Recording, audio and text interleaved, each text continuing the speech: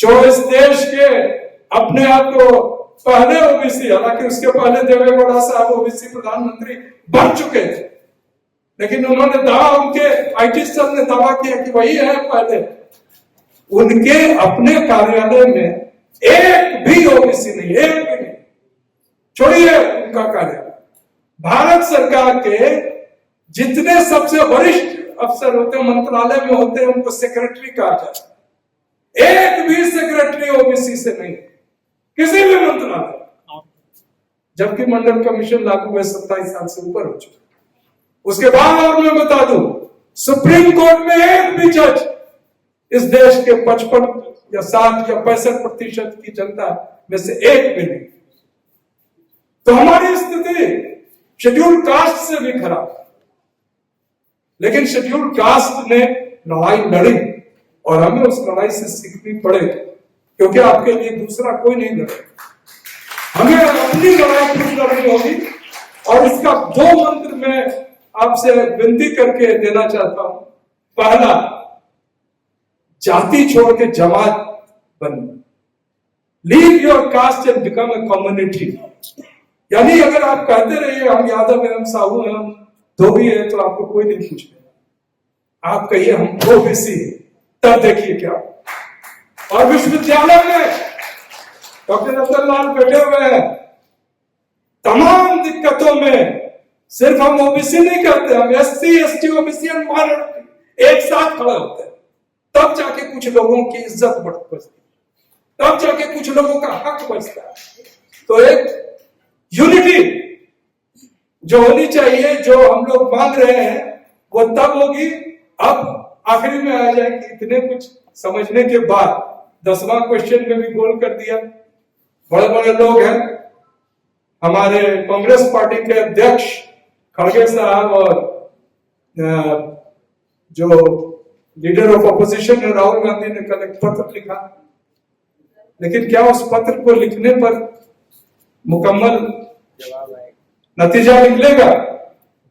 राहुल जी खुद देख चुके हैं एक एफआईआर के लिए किस तरह से 8 घंटे थाने पर लीडर ऑफ अपोजिशन को खड़ा रहना। तो इस देश के तमाम, आप जाइएगा, आपका एफआईआर हो जाएगा क्या? पूरा देश देख रहा था, विदेश देख रहा था। और जो लोग इस देश की सत्ता पर वोट चोरी के बदौलत काबिज है, ईवीएम के बदौलत काबिज है, उनको कोई फिक्र नहीं है आपकी संख्या कितनी भी हो। वो कर भी रहे हैं वही उसी तरह ऐप से कर रहे हैं।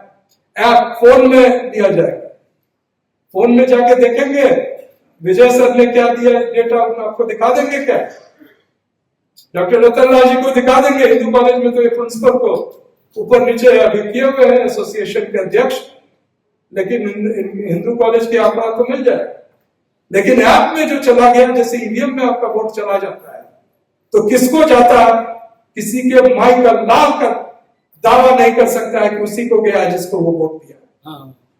ठीक उसी तरह ऐप में जो नोट होगा, कहा जाएगा आप खुद को क्या कह रहे हैं, 65%।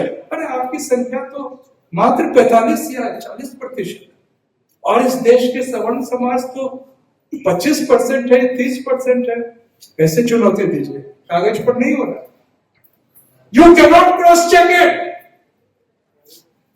तो ये गंभीर मसला तब मुकम्मल रूप से होगा जब हम उनको भी ठेका दिखाएंगे कि तुम अगर हमारी जाति नहीं लिखोगे तो जो कॉलम धर्म के नाम पर है उस पर हम ओबीसी लिखाएंगे। हम कहेंगे हम ओबीसी, हम हिंदू नहीं, हम ओबीसी है, लिखना पड़ेगा।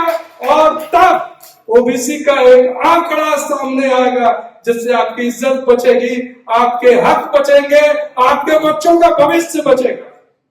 नहीं तो अगले 14 साल तक आप पूछते रहिएगा कि लैटरल एंट्री क्या होता है। लैटरल एंट्री मतलब बड़े बड़े वरिष्ठ अधिकारी इस देश के आरएसएस बैकग्राउंड के, कॉर्पोरेट बैकग्राउंड के बनाए जाते हैं, जो सीधे सेक्रेटरी, जॉइंट सेक्रेटरी बनते हैं। और जितने अभी तक बने उसमें एक भी ओबीसी नहीं, एक भी नहीं, एक भी एससी भी नहीं, एसटी भी नहीं। तो ये समझने की बात है। हम लोग तो लगातार इस प्रश्न पर आपके समक्ष आते हैं, लेकिन मेरी विनती अगर मानेंगे तो कल अगर आपसे ये अभी तो आपसे पूछने नहीं आ, लेकिन हमारे कई साथी और जो नौजवान बच्चे यंग बच्चे भी है यहाँ, जो सोशल मीडिया पे लिखते होंगे, इंस्टाग्राम चलाते हो, वो थोड़ा लिख देना कि हमारा धर्म ओबीसी। अगर तुम नहीं जनगणना करोगे तो हम धर्म के नाम पर ओबीसी लिखेंगे। जो हिंदू धर्म के ठेकेदार हैं उनकी क्या हालत होगी समझ जाइए कि जिस तरह से वो नमक छीट दीजिए कुछ चीजों पर, या किसी के पूंछ में कहा जाता है कि राशन तेल डाल दीजिए, वही हाल है।